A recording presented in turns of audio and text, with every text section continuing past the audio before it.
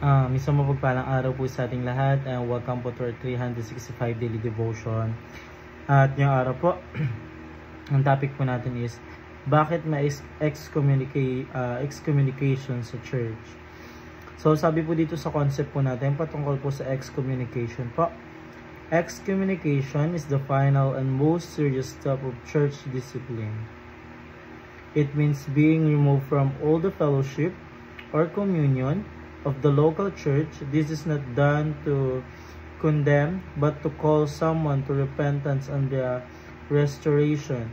It is a loving but firm action that reminds us how serious sin is, and how beautiful God's grace when we turn back to Him. Excommunication is not the end goal. Restoration always is. So, no member of the church shall be excommunication without due process of the Lord. So, yun po yung ating concept po. And now tayo po dumako po sa ating Bible reading na matatagpuan sa Matthew chapter 18 verse 15 to 17. Then, ito po ang sabi po sa English. If your brother sins against you, go and tell him his fault between you and him alone. If he listen to you, you have gained your brother. But if he does not listen, take one or two others along with you, that every charge may be established by the evidence of 2 or 3 witnesses. If he refuse to listen to them, tell it to the church, and if he refuse to listen even to the church, let him be to you as a Gentile and tax collector. Ito ang po sabi sa Tagalog. Kung magkakasala sa iyo ang kapatid mo, puntahan mo siya at kausapin ng sarilinan tungkol sa kanyang kamalian. Kapag nakinig siya sa iyo, naibalik mo na ang iyong pagsasamahan bilang magkapatid. Ngunit kung ayaw niya makinig sa iyo, magsama ka pa ng 1 o 2 tao upang ang lahat ng pinag-usapan ninyo ay mapatunayan na 2 o 3 saksi.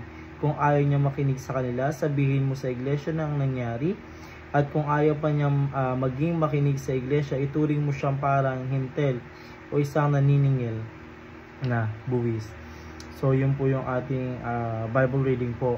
And now tayo po dumako po sa ating teaching. Una, church discipline including excommunication is a biblical act of love and accountability. So, sabi po dito, ang disiplina sa simbahan po is kabilang po na ang excommunication o ang samantalang paghihiwalay sa isang membro po. So, ito po ay hindi para parusahan po yung mga tao, kundi upang ipakita ang pagmamahal at yung pagiging responsibilidad po ng isang simbahan po sa isa't isa po or sa ating mga tao po. Kasi sabi po sa Biblia, ang pagtuwid sa kapwa mananampalataya ay paraan ng pagpapakita ng malasakit sa kanilang kaligtasan at pananampalataya.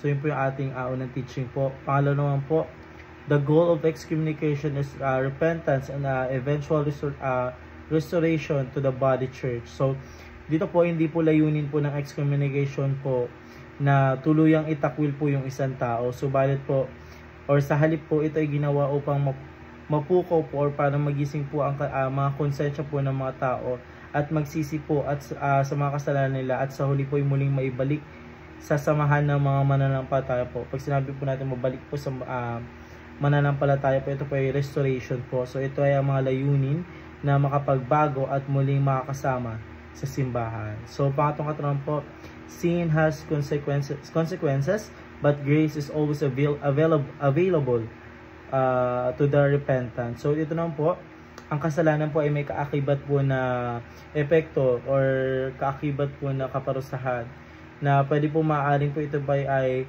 paghihiwalay po sa simbahan o iba pang disiplina. So ngunit dito po sinasabi po dito, ang biyaya ng Diyos ay laging bukas para sa mga nagsisisi. Kahit gaano pa kalala ang nagawang kasalanan, ang kapatawaran ay palaging posible kung may tunay na pagsisisi. So yun po yung ating